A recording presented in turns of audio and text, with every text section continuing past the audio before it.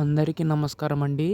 తెలంగాణ రాష్ట్ర వ్యాప్తంగా ఉన్న రైతు సోదరులందరికీ కూడా రాష్ట్ర ప్రభుత్వం శుభవార్త అయితే చెప్పిందనమాట. సో, మనకి ఈ యొక్క రైతు భరోసా పథకం సంబంధించి డబ్బులనేవైతే విడుదల చేయడానికి రాష్ట్ర ప్రభుత్వం సిద్ధమైనట్లు తెలుస్తుందండి. సో, మనకి ఈ యొక్క రూ. 7,500 ఎప్పుడు విడుదల చేస్తారో దానిపై ఈ వీడియోలో మొత్తంగా తెలుసుకుందామండి. గత ప్రభుత్వంలో మనకి రైతు బంధు కింద, ఈ యొక్క ప్రభుత్వంలో రైతు భరోసా కింద ఈ యొక్క పథకాన్ని అయితే తీసుకొచ్చారండి. సో, ఈ యొక్క రైతు భరోసా పథకం సంబంధించి ఏటా మనకి 15,000 అనేవి అయితే అందిస్తామని తెలిపేసి అయితే అన్నారు కదా. సో, మనకి ఇక్కడ ఏంటంటే విడతల వారీగా 7,500 ఒకసారి, 7,000 ఒకసారి విడుదల చేసే అవకాశం ఉందండి.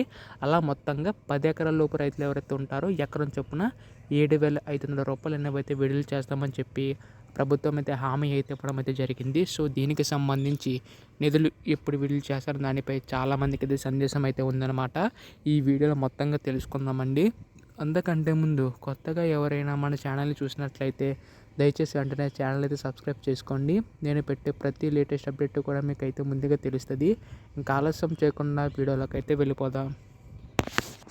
సో, ముందుగా ఇక్కడ చూసుకున్నట్లయితే ఎన్నికల టైంలో మనకి ఏటా 15,000 చొప్పున ఎకరానికి ఇస్తామని కాంగ్రెస్ ప్రభుత్వం హామీ అయితే ఇవ్వడం అయితే జరిగింది కదా. సో, ఇక్కడ మనకు చూసుకున్నట్లయితే మొత్తంగా 10 ఎకరాల లోపు రైతులు ఎవరైతే ఉంటారో వారందరి ఖాతాలో కూడా ఈ యొక్క డబ్బులు జమ చేసే అవకాశం ఉందండి, పెట్టుబడి సాయం కింద మనకైతే.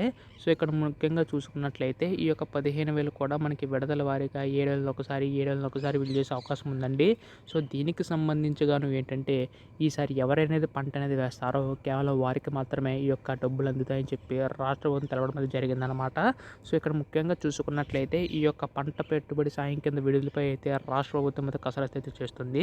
సో, దీనికి సంబంధితులు కూడా ఏంటంటే ఈసారి ఎవరైతే అర్హులు ఉంటారో కేవలం వారి యొక్క ఖాతాలో మాత్రమే ఈ యొక్క డబ్బులు అనేవి అయితే జమ అవుతాయని చెప్పి రాష్ట్ర ప్రభుత్వం తెలపడం అయితే జరిగిందనమాట.